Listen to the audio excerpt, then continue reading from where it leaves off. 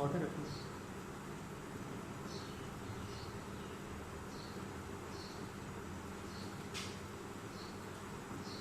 कि मैट्रिक्स को आपने मल्टीप्लाई कैसे, जैसे कि आपने सबट्रैक्ट किया, एडिशन किया, वहां आपने क्या किया, वहां आपने उनका ऑर्डर को चेक किया।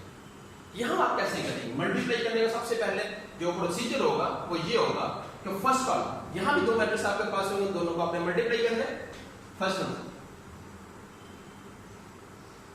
इसका जो होगी आपके पास column of A matrix is equal to row of B matrix. Multiply क्या करेंगे हम? A मैट्रिक्स के कॉलम वो किसके इक्वल हो?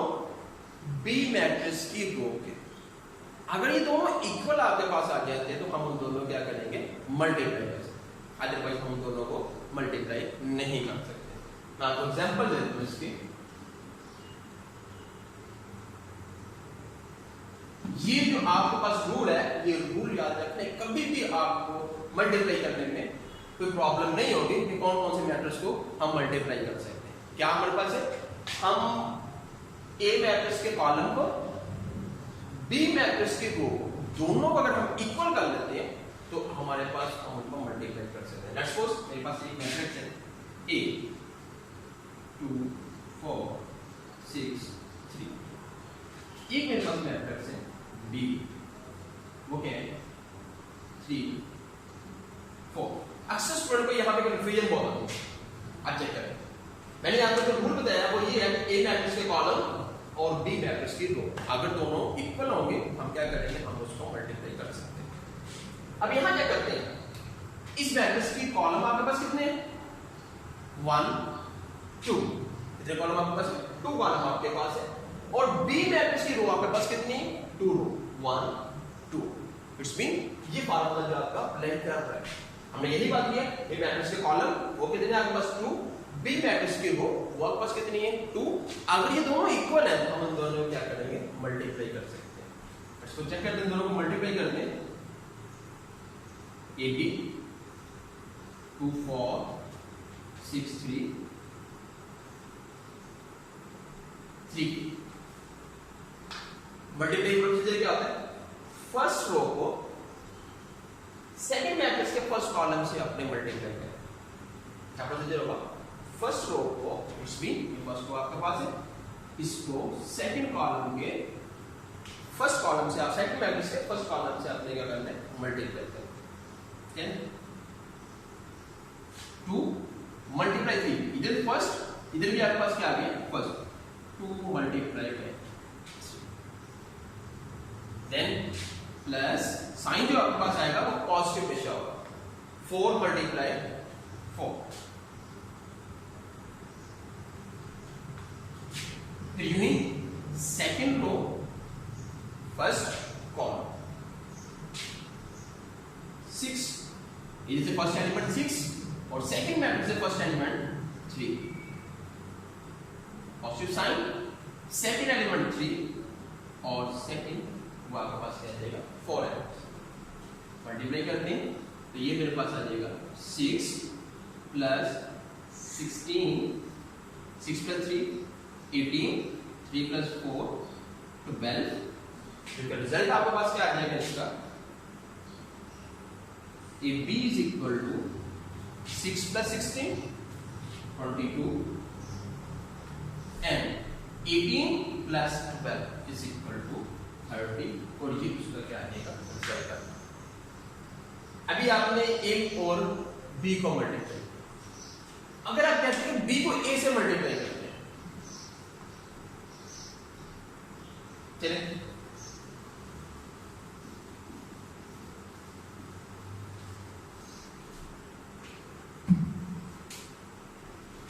आप बी ए करके मल्टीप्लाई, बी आपके पास फर्स्ट मैट्रिक्स आ गया, ए आपके पास क्या आ गया? Second matrix. हम फार्मूला तो यही अप्लाई करेंगे। अब फर्स्ट मैट्रिक्स जो आपके पास है वहां रो आपके पास कितनी? 1 रो। और सेकंड मैट्रिक्स ए आपके पास है, वहां आपके पास कॉलम कितने? सॉरी फर्स्ट मैट्रिक्स का कॉलम 1 आपके पास है और सेकंड मैट्रिक्स की रो आपके पास क्या आ जाती है 2, इट्स मीन 1 मल्टीप्लाई बाय 2 या 1 इज इक्वल टू 2, ये दोनों इक्वल नहीं है। जब ये दोनों इक्वल नहीं है तो फिर हम इन दोनों को मल्टीप्लाई नहीं कर सकते। लेट्स सपोज क्या करने की ट्राई करता हूं इस चीज को 3 4 and 2 4 6 जी रूल हमने यही अप्लाई करना है, ठीक है, क्योंकि अब हम यहाँ जो मैट्रिक्स ले रहे हैं वो कौन सा है बी हमारे पास फर्स्ट है, ए हमारे पास क्या है सेकंड है। रूल बताता है जो फर्स्ट मैट्रिक्स होगा उसके कॉलम जो इज इक्वल टू किसके होगा जो आपके पास सेकंड मैट्रिक्स की रो। अब फर्स्ट मैट्रिक्स के कॉलम कितने हैं आपके पास 1 कॉलम है और सेकंड मैट्रिक्स ए उसकी रो आपके पास कितनी है 2 है, इट्स मीन दोनों ही इक्वल नहीं है आपके पास, देन आप इसको मल्टीप्लाई नहीं कर सकते, बनाइए आपके पास मल्टीप्लाई। और एक और चीज याद रखिएगा मैट्रिक्स में A B is not equal to B A, matrix में ए बी और बी ए दोनों इक्वल नहीं होते। अगर हम इसको सिंपल एग्जांपल लेते हैं अलजेब्रिकल फॉर्म में चेक करते हैं, अलजेब्रिकल फॉर्म में ए और बी दोनों क्या होते हैं वो इक्वल होते हैं। लेट्स सपोज हम लेट कर लेते हैं A is equal to 3 B is equal to 2, मैं अलजेब्रिकल फॉर्म में आपको एग्जांपल दे रहा हूं। अगर हम चेक करते हैं a की वैल्यू 3 है b की वैल्यू क्या है 2, आप इन दोनों को मल्टीप्लाई करते हो ab it's mean 3 multiply 2 ab is equal to 6 and जो ही आप मल्टीप्लाई करते हो b की वैल्यू 2 a की value 3 and ba is equal to 6 ab is equal to ba। यहां इन दोनों का रिजल्ट आपके पास क्या आ गया सेम आ गए, लेकिन मैट्रिक्स में दोनों का रिजल्ट सेम नहीं हो, क्योंकि अभी हमने चेक किया ए बी हमने किया तो उसका कोई और रिजल्ट था, जब हम बी ए मल्टीप्लाई करने लगे तो वो हमारे रूल के मुताबिक मल्टीप्लाई नहीं हो सकते, इसलिए वो दोनों इक्वल नहीं है, क्यों नहीं इक्वल, क्योंकि हमने यहाँ चेक किया होगा, रूल बताया आपको कि ए मैट्रिक्स के कॉलम और बी मैट्रिक्स के आपने क्या करना है उसकी रो, अगर दोनों इक्वल आपके पास आ जाएंगे तो आप उसको मल्टीप्लाई कर सकते हैं। चेक किया हमने तो ए मैट्रिक्स का कॉलम 1 और बी मैट्रिक्स की रो आपके पास क्या 2 है और दोनों को इक्वल नहीं है, इसलिए हम उसको मल्टीप्लाई नहीं कर सकते। तो लास्ट में हमने जो कंक्लूजन लिखा हो क्या कहते हैं A B is not equal to B A B जो आपके पास होगा वो बी ए नहीं होगा। और ये मैट्रिक्स का रूल है, मैट्रिक्स में कभी भी दोनों इक्वल नहीं होंगे। अलजेब्रिकल फॉर्म में चेक करते हैं वो दोनों आपस में क्या होंगे इक्वल।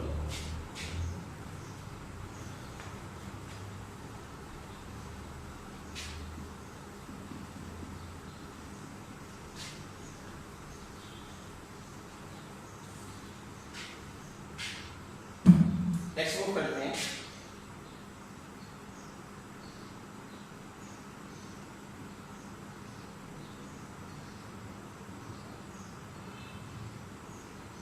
एडजॉइंट ऑफ मैट्रिक्स के मैट्रिक्स का आपने एडजॉइंट कैसे लेना। मैट्रिक्स आपके पास हम लेट कर लेते हैं लेट ए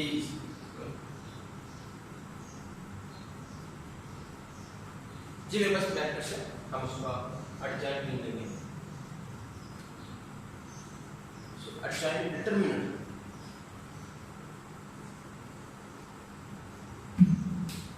एडजॉइंट नेक्स्ट लेते हैं उसका डिटरमिनेंट। डिटरमिनेंट आपने कैसे डिफाइन करना है डिटरमिनेंट के लिए सबसे पहले कि आपके पास जो मैट्रिक्स होगा वो मैट्रिक्स फॉर्म में नहीं होगा, वो डिटरमिनेंट फॉर्म में होगा। डिटरमिनेंट फॉर्म्स की जो आपके पास साइन होगा उसमें हम ये वाला साइन यूज करेंगे। मैट्रिक्स में हम ये चीज यूज करते हैं, मैट्रिक्स आपके पास है तो पेयर ब्रैकेट में बात करते हैं, स्ट्रेट लाइन जब आपके पास आ जाए तो आपका क्या होगा डिटरमिनेंट। और डिटरमिनेंट कैसे डिफाइन करेंगे, ये मेरे पास जो मैट्रिक्स है 2/2 का मैट्रिक्स है क्योंकि इसमें 2 रोज और 2 कॉलम है, और इसका जो डिटरमिनेंट चेक करेंगे तो वो मेरे पास होगा ए डिटरमिनेंट्स। ठीक है, क्या करेंगे इन दोनों को आपस में मल्टीप्लाई कर देंगे हम 2 × 5 और मिड में जो साइन यूज होगा नेगेटिव, और यूं ही इन दोनों को आपस में मल्टीप्लाई करेंगे और ये क्या आ जाएगा 3 × 4। देन ए डिटरमिनेंट्स 2 × 5 10 and 3 × 4 12, तो ए का जो डिटरमिनेंट आपके पास आ गया वो आपके पास क्या आ गया -2। ये प्रोसीजर था आपके पास 2/2 का डिटरमिनेंट्स डिफाइन करना। अगर यूं ही आपके पास 3/3 का मैट्रिक्स आ जाता है, आप उसका डिटरमिनेंट्स डिफाइन करना आपने लेट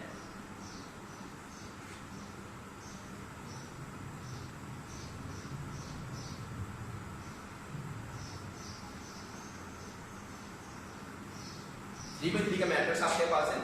आपने इसका क्या करना, आपने डिटरमिनेंट लेना, आपने इसका प्रोसीजर क्या होगा। 2/2 का तो प्रोसीजर बहुत इजी था हमारे पास, 1 2 लेट्स सपोज ये एग्जांपल थी, हमने क्या किया, हमने इन दोनों को आपस में मल्टीप्लाई कर दिया, इन दोनों को आपस में मल्टीप्लाई करते तो वो हमारे पास जो मैट्रिक्स था वो आपके पास जो भी रिजल्ट उसका आया वो उसका 2/2 का रिजल्ट था।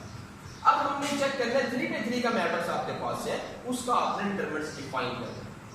इसका प्रोसीजर क्या होगा, ये डिटरमिनेंट्स हम इस 3/3 के डिटरमिनेंट्स को कन्वर्ट करेंगे 2/2 के डिटरमिनेंट्स।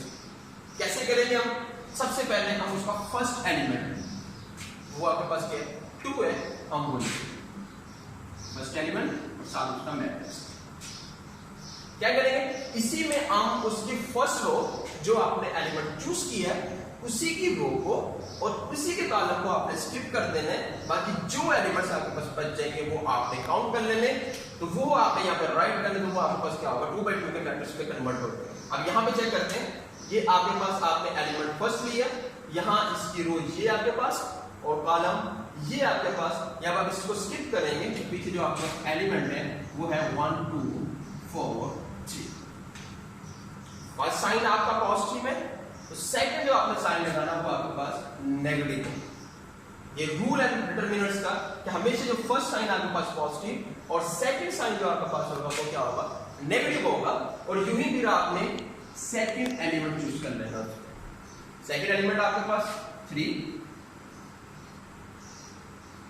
वही प्रोसीजर, जो एलिमेंट चूज किया उसी की रो को उसी के कॉलम को आपने स्किप कर देना है, बाकी जो मैट्रिक्स बचेगा आपके पास एलिमेंट्स वो आपने लिखने।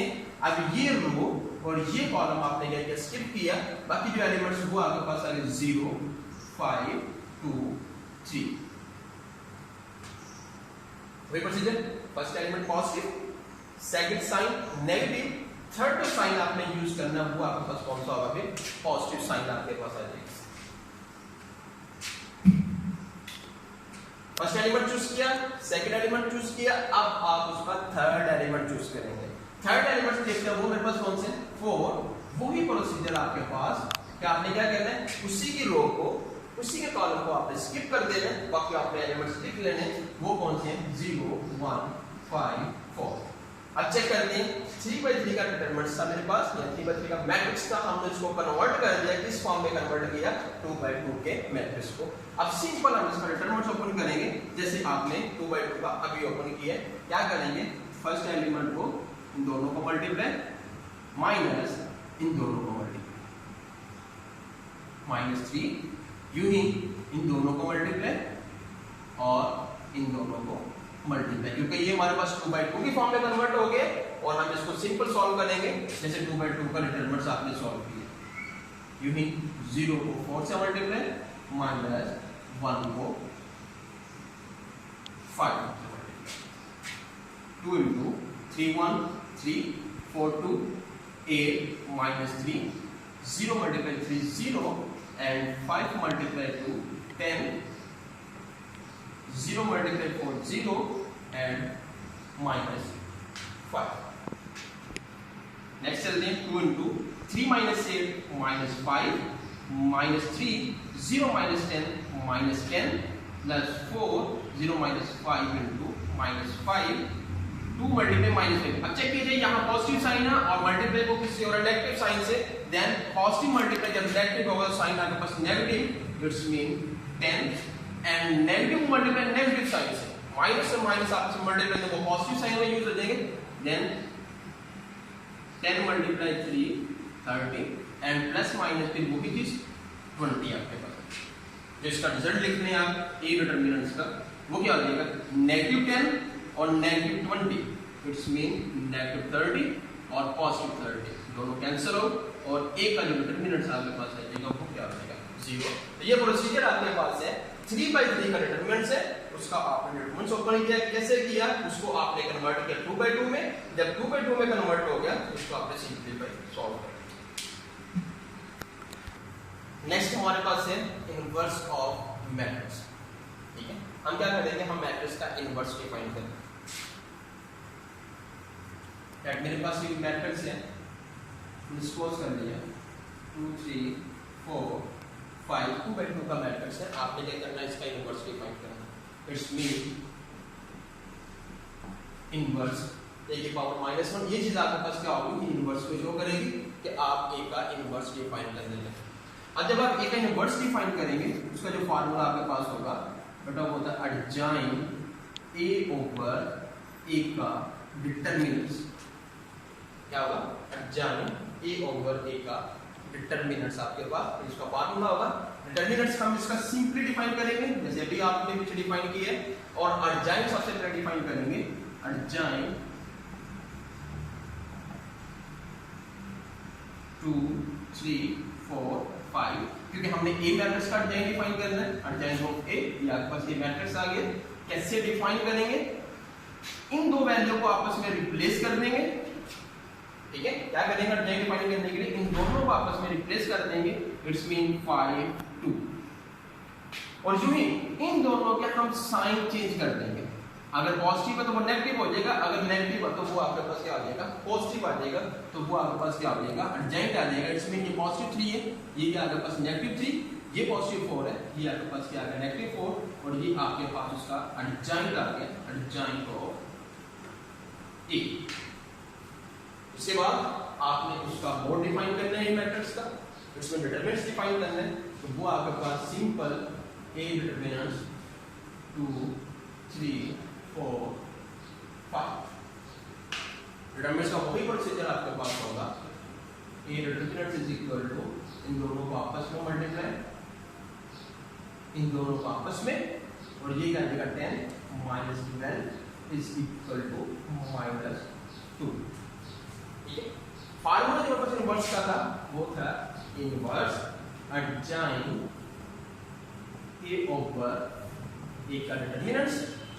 अब क्या करेंगे, एडजॉइंट ऑफ ए की वैल्यू हमने ये डिफाइन की, तो यहां पुट कर देंगे, और ए का मोड आपके पास -2 यहां पुट कर देंगे, तो वो आपके पास क्या आ जाएगा, साइन इनवर्स आ जाएगा। It's mean A inverse is equal to adjoint आपके पास क्या था, वो था आपके पास 5 -3 एंड -4 2, और ए का मोड जो आपके पास है वो क्या आ गया, -2। इट्स मीन ये उसका आपके पास इनवर्स यूं भी से लिख सकते हैं, और इसे यूं भी लिख सकते हैं -1/2 5 -3 -4